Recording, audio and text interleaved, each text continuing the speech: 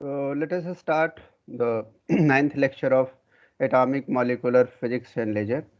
Uh, in this lecture, we will focus on the Sommerfeld elliptical orbit with the shape and size.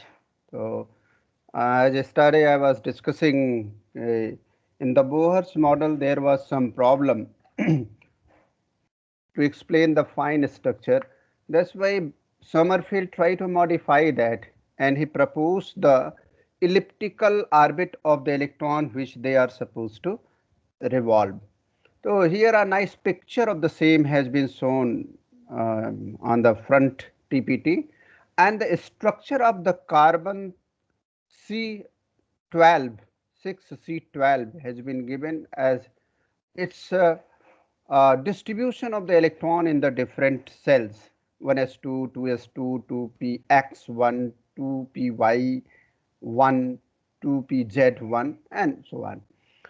Now let us move towards the more content of the same. The general characteristic of the Sommerfeld elliptical orbit. What he proposed actually, he was very much inspired with the planetary motion of this universe which are revolving around the sun in the elliptical orbit. And in the proposed elliptical orbit model, the semi-major and semi-minor axes are given by this expression. He wrote this expression that A is equal to h square upon 4 pi square me square z within bracket k plus r whole square. And since the outer side of the bracket except z, rest are the constant, that's why he denoted it as a constant a1. And finally he wrote that n square upon z, and for your kind information this n is for r plus k. N will be equal to r plus k. So he has proposed that uh, n can be represented in terms of two numbers known as the azimuthal orbital number and radial quantum number. So according to that, he proposed that the major axis will be given by a1 into n1 square upon z, and the minor axis can be given as the same multiplier, except that in place of n square there is kn. So this is the basic difference between the semi-major axis and semi-minor axis of the elliptical orbit which has been proposed by the Sommerfeld, where k is the azimuthal quantum number and r is the radial quantum number, and n is the total radial quantum number. The introduction of the elliptical orbit suggests that there is no new energy state for the hydrogen atom. The electron may now move in the different orbit, यानी जो transition के लिए energy state का principal quantum number था उसमें कोई variation नहीं आ रहा है, बट सेम नंबर के करस्पॉन्डिंग डिफरेंट सेल्स हैं, सबसेल हैं या ऑर्बिट हैं डिफरेंट, जिनमें इलेक्ट्रॉन रिवॉल्व कर रहा है, और उसकी साइज इस बात पर निर्भर करेगी कि what is the value of A and B. In case of A and B both will be equal, then the orbit will be circular in nature. Otherwise, it will be elliptical in nature. So let us see that how, what are the things what he has suggested more about the elliptical orbit. For any given value of the energy corresponding to the total quantum number n, there are n different quantized orbits for the electron. उन्होंने ये बता दिया कि अगर n quantum number है, जिसे हम principal quantum number पहले कहते थे, और यहाँ इन्होंने सो कॉल्ड इसे टोटल क्वांटम नंबर कहा, तो इसके करस्पॉन्डिंग उन्होंने ये बताया कि इसके अंदर डिफरेंट क्वांटाइज्ड ऑर्बिट हो सकती हैं और जिनमें इलेक्ट्रॉन रिवॉल्व कर सकता है उनकी संख्या n होगी. अगर n इज इक्वल टू 2 है तो 2 होगी, n इज इक्वल टू 3 है तो 3 होगी, as that has been given in the example in the next bullet point. If, for example, n is equal to 5, the azimuthal quantum number k may take one of the 5 values, that is 1, 2, 3, 4, 5, while the radium quantum number r may take the value 4, 3, 2, 1, 0 respectively. Question is here, why the 0 has not been taken in case of K? If anybody has learned it and read it in the lower classes, please let me know. K, why he has not taken the 0 value for K? K is what? K is what? K is Azimuthal quantum number. azimuthal quantum. अगर azimuthal quantum number में k की value 0 हो जाएगी तो हमारा electron straight line पर back and fourth move करने लगेगा और जिसके एक फोकस पर न्यूक्लियस होगा। तो जैसे ही वो बैक एंड फोर्थ करके न्यूक्लियस पे जाएगा वहीं न्यूक्लियस के साथ कोलैप्स कर जाएगा। इसलिए k की 0 वैल्यू नहीं पॉसिबल थी। I has been given here a study of the possibility of the state with k is equal to 0 shows that the ellipse reduces to motion along a straight line with the nucleus at one end. And if this is so, then obviously the electron will collapse with the nucleus, and that's why the ground state corresponding to k is equal to 0 has been excluded by the Sommerfeld. Please remember it. Now the situation will be somewhat like this. This is a very nice picture corresponding to the different value of n and l, so that you should have the clarity for the same. For example, if we have taken the total number, actually one thing you should always remember in your mind, although we have taken three quantum number here. One is the total quantum number, other is the azimuthal quantum number, and third is the radial quantum number. But the radial quantum number has not been taken into account while total quantum number n and k gives the idea how the elliptical orbits can be traced there. So you can see there, if n is equal to 4 and k is equal to 4, then what type of orbit will be there? That is the circle. And if next value we are taking, that n is equal to 4 with the choice that k is equal to 3, then you will see that the green elliptical orbit will be there. Means that its minor axis has been reduced by a particular factor. What will be the factor? How there will be the reduction? I will discuss in the later slides there. But here you can see that if n and k are equal, then there will be the circular orbit, and if n is equal to 4 and k is equal to 3, then it will be reduced into the elliptical orbit, has been shown here. And similarly, if n is equal to 4 and k is equal to 2, corresponding to the blue color, then you will see that there is another elliptical orbit, and the possibility of the next elliptical orbit, that is the third elliptical orbit, because first was the circle obviously, n is equal to 4 and k is equal to 1. If electrons are revolving in this orbit, then there is the possibility that there will be the energy state corresponding to these. But for all these elliptical orbit, the value of the total quantum number is exactly same. That's why we can say that it is the part of the same principal quantum number. Now we will have the next picture. You can see that if we are taking the example of n is equal to 5, if we are taking n is equal to 5, then corresponding to n is equal to 5, k is equal to 5 circle again, and corresponding to n is equal to 5 and k is equal to 4, we will have the next r first elliptical orbit. And similarly, if we are reducing the number of k, then obviously their semi-major axis will reduce and its ellipticity will increase. And for your kind information, you can see there another representation at the lower side of this picture, where we have written that the 5s, 5p, 5d, 5f, 5g. So this is another way of representation corresponding to these sub-label or subshells. That's why you might have read it that corresponding to the single principal quantum number that we are telling as a total quantum number. There are the different subcells and they has been defined in terms of S, P, D, F, G and so on. So that pictorial representation you can capture in your mind by seeing this particular figure.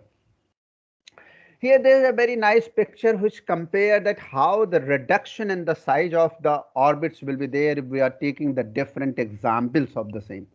So for example, if we have taken at the extreme left the example of hydrogen, and then after we have the middle, that is the He plus, obviously one electron from the helium atom has been reduced, then the outermost orbit have one electron, and similarly if we have the lithium, then 2 electron has been reduced because its outermost orbit there are 3 electrons, and 2 if had been removed, then outermost orbit will have the only 1 electron. Means that the optical electron for all the samples will resemble with the hydrogen atom.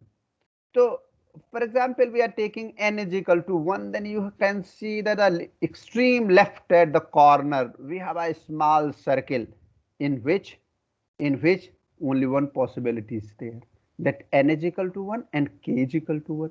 That has been represented 1 suffix 1.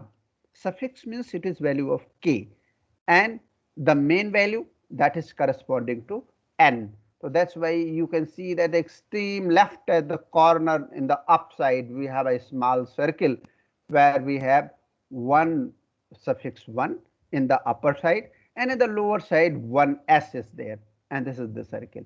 And if we are taking n is equal to 2, then obviously 1 is the circle and other is the ellipse, because corresponding to n is equal to 2, the how many possible values of k will be there? Pranjal, let me know. If n is equal to 2, then how many possible value of k will be there?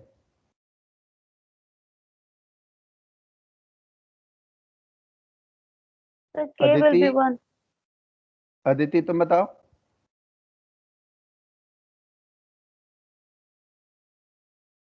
For n is So equal to K 2, will be 1. for n is equal to 2, how many possible values of k will be there? Priya?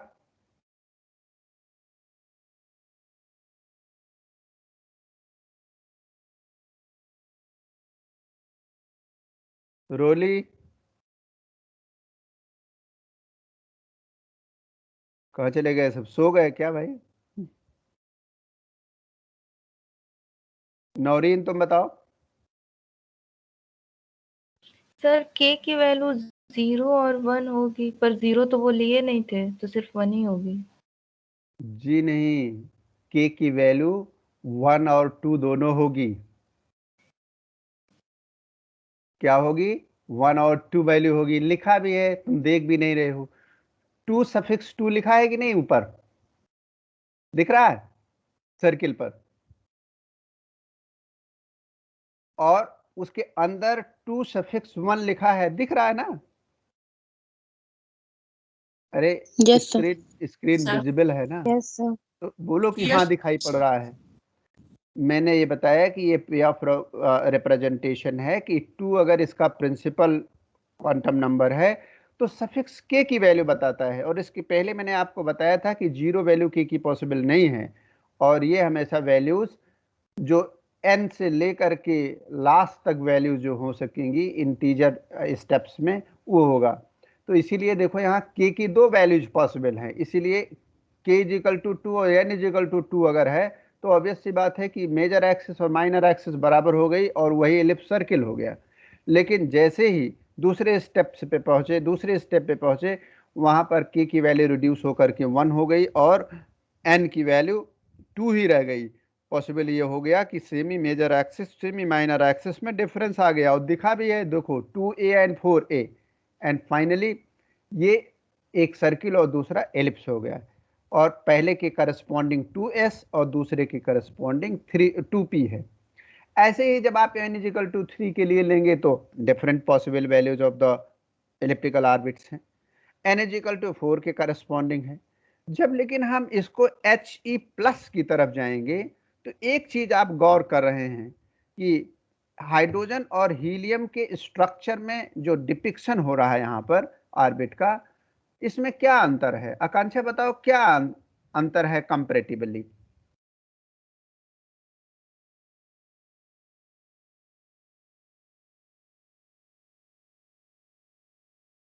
कुछ अंतर दिख रहा है तुम लोगों को?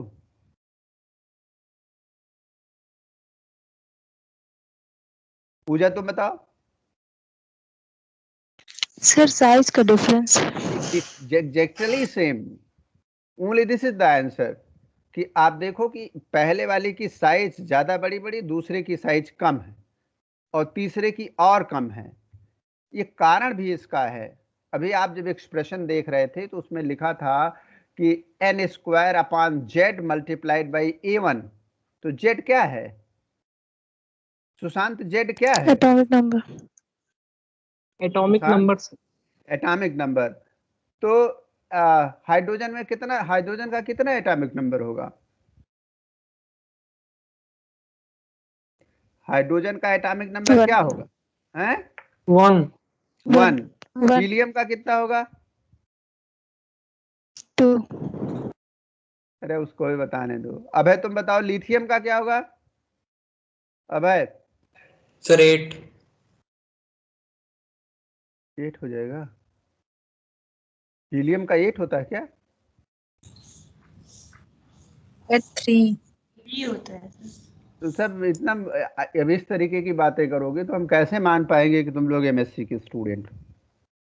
तुमको ये नहीं पता है कि हाइड्रोजन में कितने प्रोटॉन हैं, हीलियम में कितने प्रोटॉन हैं, लिथियम में कितने प्रोटॉन हैं। कितने प्रोटॉन होंगे तो उन्हीं के करस्पॉन्डिंग इलेक्ट्रॉन होंगे, तब ना आप ऑप्टिकल इलेक्ट्रॉन की चर्चा करेंगे, बात करेंगे।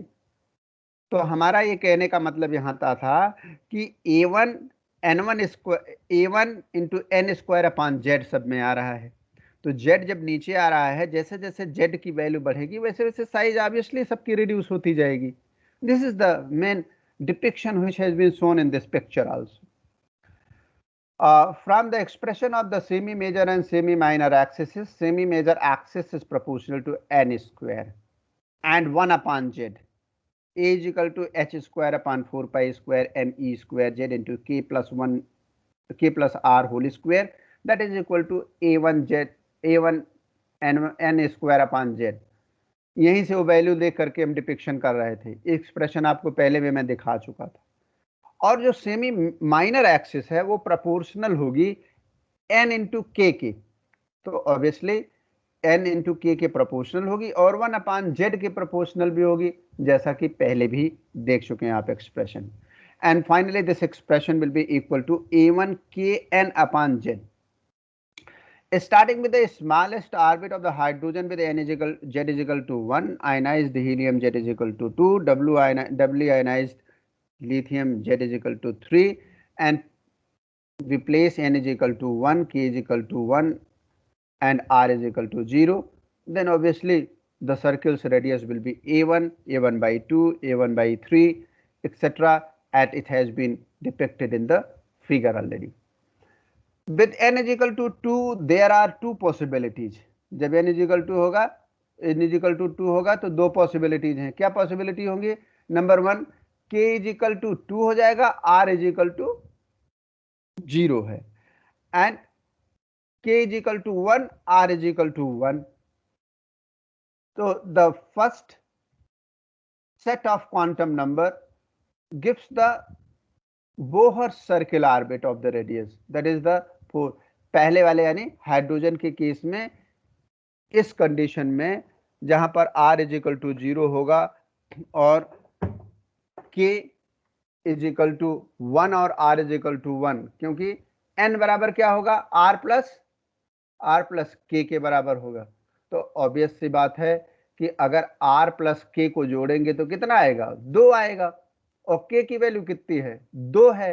इसीलिए आपने देखा होगा कि 2 सफिक्स 2 कर दिया गया वहां, और ये करस्पॉन्डिंग सर्किल हो जाएगा।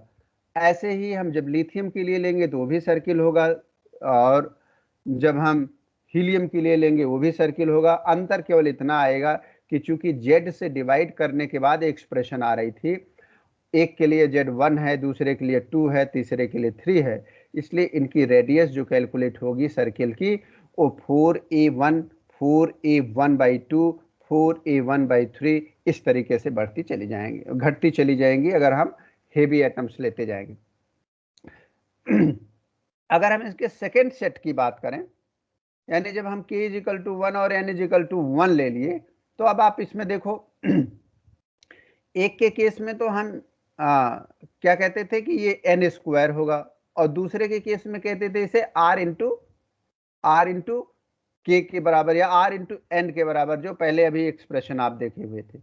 तो second set gives the elliptical orbit with semi major axis the same as for the circle 4a1 4a2 4a1/2 4a1/3 etc., and the semi minor axes will be 2a1 2a1/2 2a1/3। इस तरीके से इसकी actually इनके जो calculation का तरीका है semi major और सेमी माइनर एक्सिस, उनमें according to the choice of the values of k and r, या k and r अगर पता है तो आपको n भी पता हो जाएगा। तो एक केस में n² और दूसरे केस में ये n इंटू r है, जो भी n इंटू k, अभी लास्ट में आप देख लो एक्सप्रेशन क्या आया है तो आप पता चल जाए, n इंटू k है, देखो a1 multiplied by k into n/z, और दूसरे में क्या था n²। अगर r और k की वैल्यू पता है तो आप n और k की वैल्यू पता हो जाएगी, क्योंकि n = k + r। So you have to do the practice for this one by taking the different circles, different elliptical orbit, how it is changing with the different values of n, k, and corresponding value for the differentiation of this, that is r.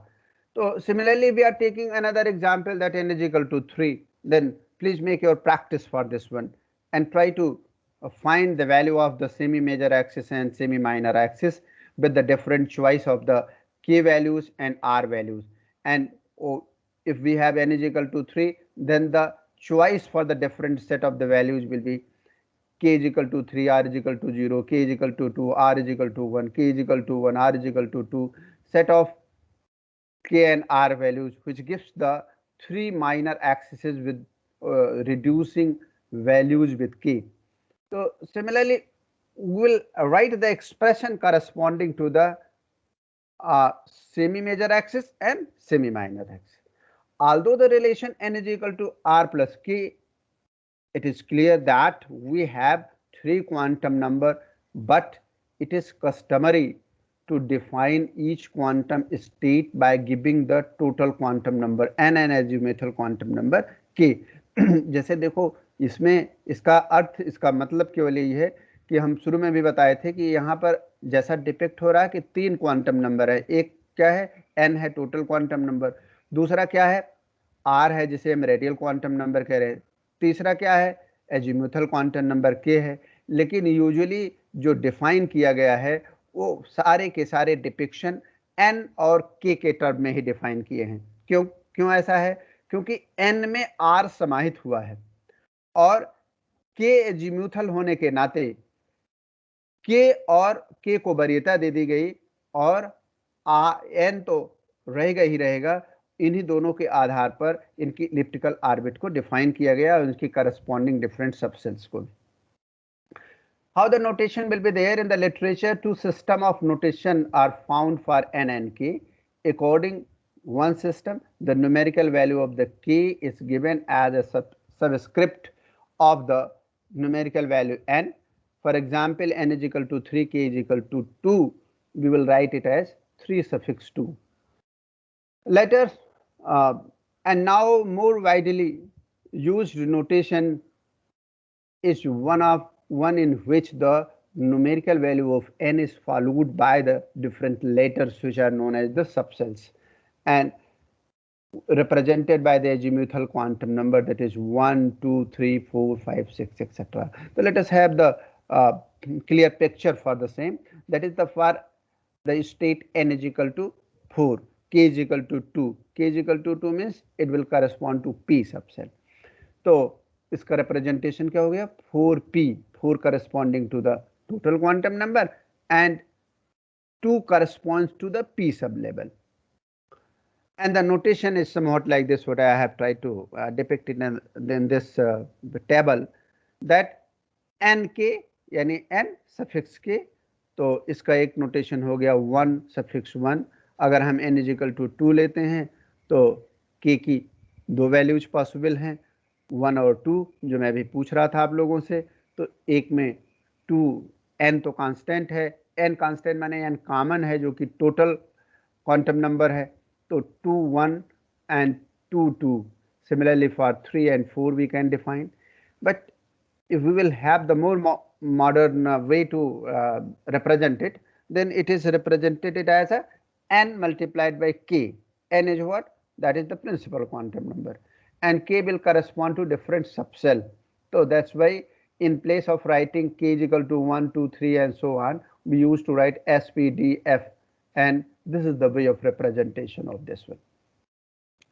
For the conclusion we have here, despite the very different path followed by the electron moving in the different possible orbit, for a given n, the total energy of the electron is the same. This is very important fact, that what he has suggested, that although electron is revolving in the different orbits, but the energy will be corresponding to the total quantum number n, because these are the part and these are governed by the same value of n. Maybe the shape will be different, but they are governed by the capital total quantum number, that is n. That's why this conclusion has been made here, despite the very different path followed by the electron moving in the different possible orbit, for a given n, the total energy of electron is the same. This means that the Sommerfeld introduces the elliptical orbit, add no new energy level, and hence failed to explain the fine structure. ये इनका बहुत बड़ा failure था. उन्होंने different energy level तो different orbits तो suggest कर दिया, लेकिन ये कहा कि ये चूंकि under the umbrella of total quantum number है, इसलिए करस्पॉन्डिंग टू डिफरेंट सबसेल्स इनकी एनर्जी बदलेगी नहीं. जब एनर्जी बदलेगी नहीं तो इनके डिफरेंट ट्रांजिशन या डिफरेंट एनर्जी क्वांटा का ट्रांजिशन पॉसिबल नहीं है. अगर वो पॉसिबल नहीं है तो फाइन स्ट्रक्चर क्यों आ रहा है, किन ट्रांजिशन से आ रहा है, इस बात का एक्सप्लेनेशन सोमरफील्ड के मॉडल से नहीं हो पाया. The several orbit characterized by the common value of the energy are set to be degenerate.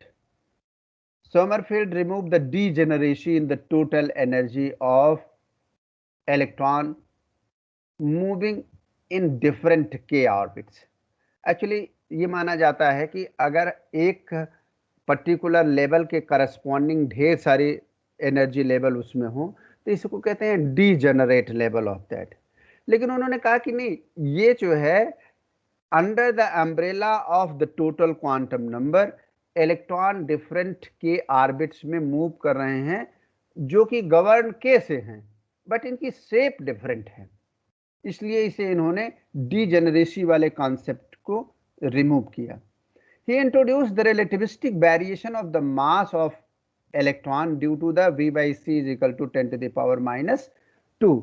इन्होंने एक रिलेटिविस्टिक करेक्शन इसमें इंट्रोड्यूस किया. आल्दो मैं इस रिलेटिविस्टिक करेक्शन से थोड़ा सहमत हूं, लेकिन उस समय ये इस बात को एक्सप्लेन करने में सफल नहीं रहा. उसके दूसरे कारण थे, उन कारण को मैं बताऊंगा. लेकिन इलेक्ट्रॉन की स्टेबिलिटी डिफरेंट ऑर्बिट्स में जो बोहर ने सजेस्ट किया था, उसको एक्सप्लेन करने के लिए रिलेटिविस्टिक वेरिएशन ऑफ मास का सहारा आज भी लिया जा सकता है मेरे हिसाब से. Although the relativistic correction in the total energy of electron is of the order of 10 to the power minus 4, but it is just the order of the splitting of energy levels required to explain the observed fine structure of the hydrogen spectral lines. Basically क्या हुआ कि जब उन्होंने degeneracy को rule out कर दिया ये भी कह दिया कि उसमें कोई और कोई एनर्जी लेवल नहीं है corresponding to the different subshells जिसमें इलेक्ट्रॉन आर्बिटेट कर रहा है। तो उस समय फाइन स्ट्रक्चर को एक्सप्लेन करने के लिए कोई ना कोई मॉडल देना जरूरी था। तो इसके लिए उन्होंने रिलेटिविस्टिक वेरिएशन ऑफ मास का सहारा लिया। वो कैसे लिया जरा देखिए, यहां पर उन्होंने पिक्चर भी बनाई हुई है इसके। इन elliptical orbit the velocity of electron varies in largest near the perihelion and lowest at the aphelion। ये भाई ऐसा क्यों होता है? ऐसा क्यों होता है, कोई बता पाएगा?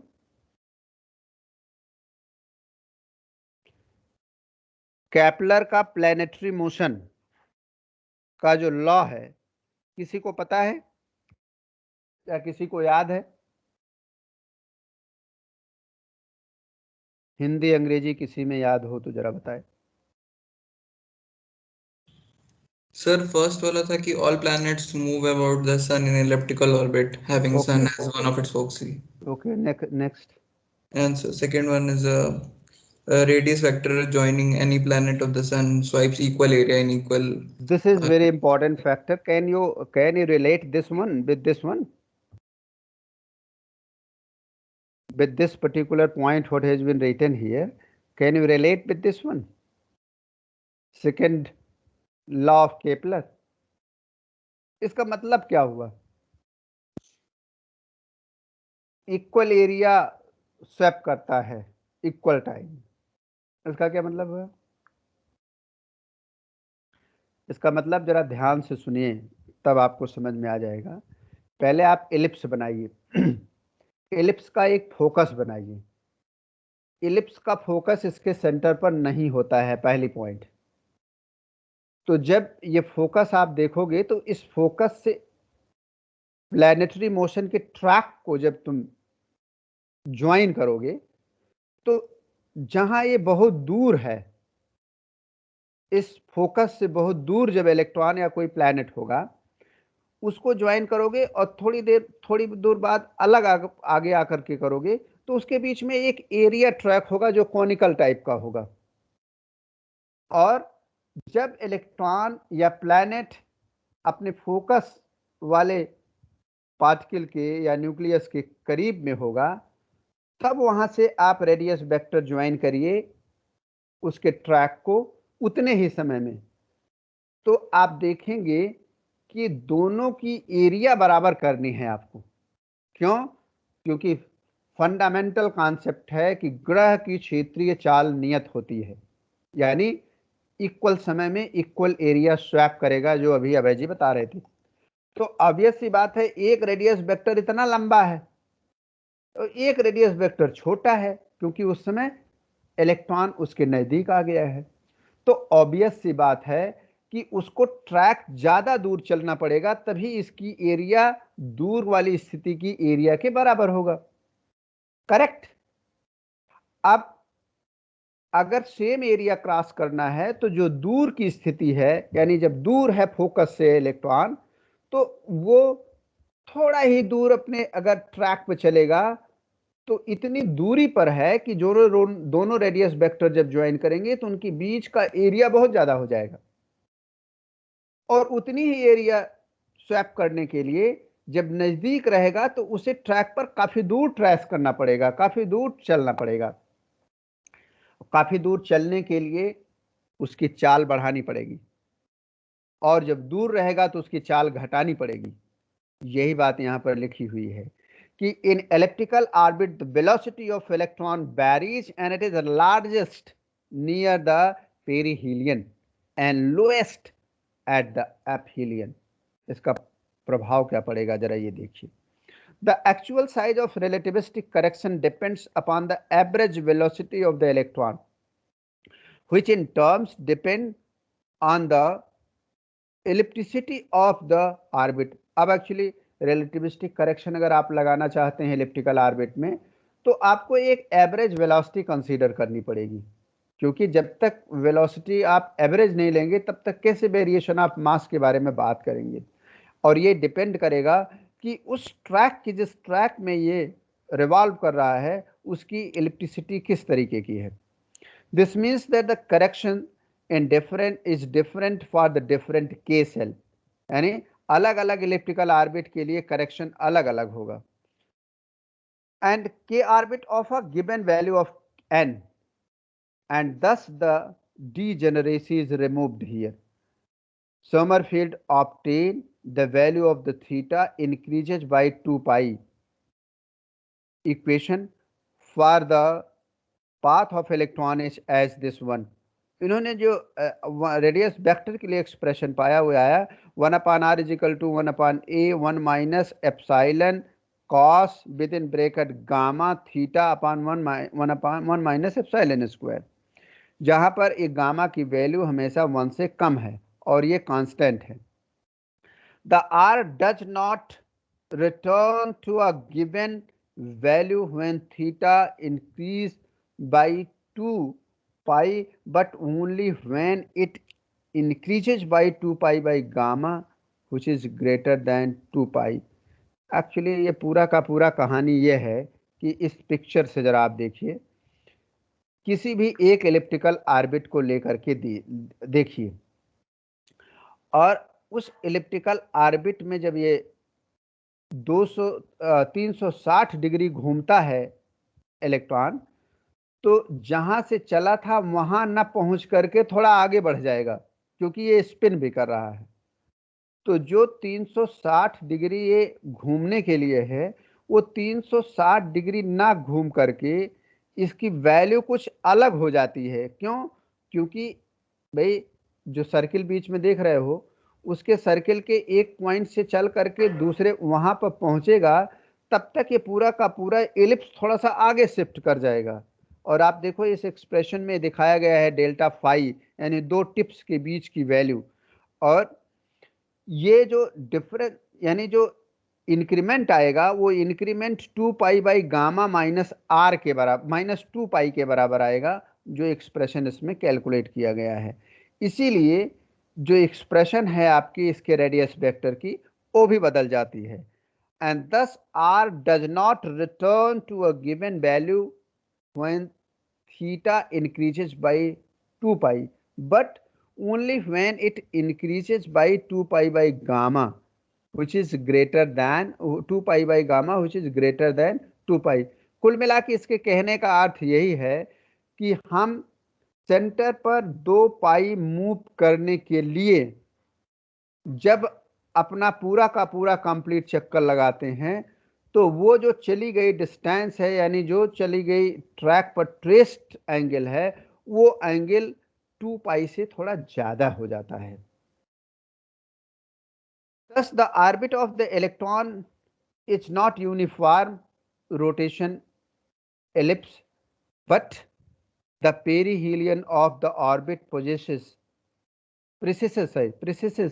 in the same direction as the revolution of the electron, and the advance of the perihelium per revolution is 2 pi upon gamma minus 2 pi। ये कुल मिलाकर के इसकी स्पीड कम ज़्यादा होने के नाते उनके द्वारा जो एडवांसमेंट होगा, उनके द्वारा जो चला गया, यानी वो जो आगे बढ़ेगा, वो इस एक्सप्रेशन से गवर्न होगा 2 pi by gamma minus 2 pi. Taking the effect of relativistic precision, Sommerfeld calculated the total energy of an electron in an orbit characterized by the quantum number n and k as this expression। इन्होंने इसके आधार पर इसका expression निकाला और ये find किया कि E = m0 z square e⁴ upon 8 epsilon 0 square n square h square within bracket 1 plus z square alpha square upon n within bracket 1 upon k minus 3 upon 4n। ये एक्सप्रेशन जो इन्होंने correction, relativistic corrections को introduce किया था, उसके आधार पर इन्होंने ये एनर्जी का एक्सप्रेशन निकाला। फिर अल्फा को इन्होंने कहा कि भाई alpha is a constant and pure number है, जिसे हम कहते हैं फाइन स्ट्रक्चर कांस्टेंट, और इसकी वैल्यू 1/137 है।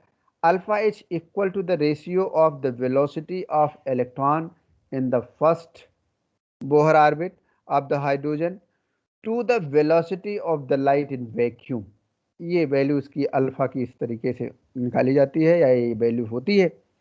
The relativistic energy equation can also be written as E is equal to minus R infinity Z square SC upon N square, यानी जो कांस्टेंट मल्टीप्लायर था उसको Rydberg constant for the infinitely heavy atom के term में लिखा गया और ये एक्सप्रेशन फाइनली दी गई इसमें कि this one is where R infinity obviously in place of those constant, this R infinity has been placed, that is known as the Rydberg constant for the infinitely heavy nucleus.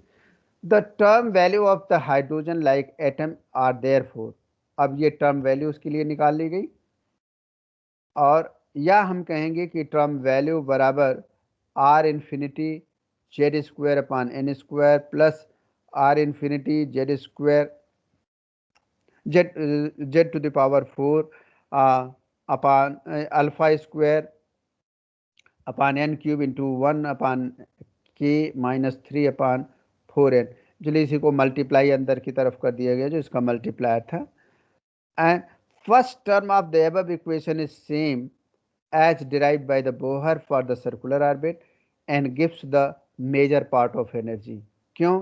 क्योंकि दूसरा वाला term correction की वजह से आया है, relativistic correction जो introduce इन्होंने किया है उसके करस्पॉन्डिंग आया है जो k और n से गवर्न होता है. k और n से गवर्न होने का मतलब हो गया कि जो ऑर्बिट की इलिप्टिसिटी है उसके द्वारा गवर्न है और इलिप्टिसिटी कर क्या रही है, इसकी वेलोसिटी में डिफरेंस कर रही है, इसके मोशन में जो एंगुलर डिफरेंस आ रहा है उससे गवर्न है.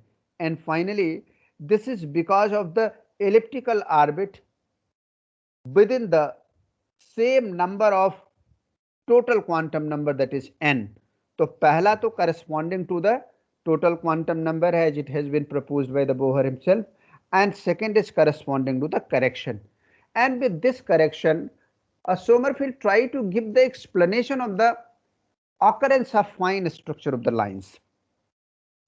The second term of the equation in the relativity correction such that delta t is equal to this one, क्योंकि पहले और दूसरे टर्म के बीच का यानी बोहर ने जो निकाला था और इन्होंने जो फाइनली निकाला दोनों का जो डिफरेंस लिया गया वही करेक्शन है इसमें जो रिलेटिविस्टिक करेक्शन के रूप में आ रहा है. R इन्फिनिटी अल्फा स्क्वायर की वैल्यू रखी गई और फाइनली ये value 5.84 into 10 raised into centimetre inverse that is the पर सेंटीमीटर इसकी वैल्यू आई. तो डेल्टा इसकी वैल्यू इस एक्सप्रेशन में रखी गई और जो डेल्टा टी की value I that is 5.84 z to the power 4 upon n cube within the bracket 1 upon k minus 3 upon 4n centimeter inverse. Relative shift in energy level for the various k corresponding Bohr's orbit n is equal to 1, 2, 3, 4 of the hydrogen atom is found as. इसके लिए calculate किया गया कि भाई shift कितना हो रहा है, सेपरेशन इनके बीच में लाइंस में कितनी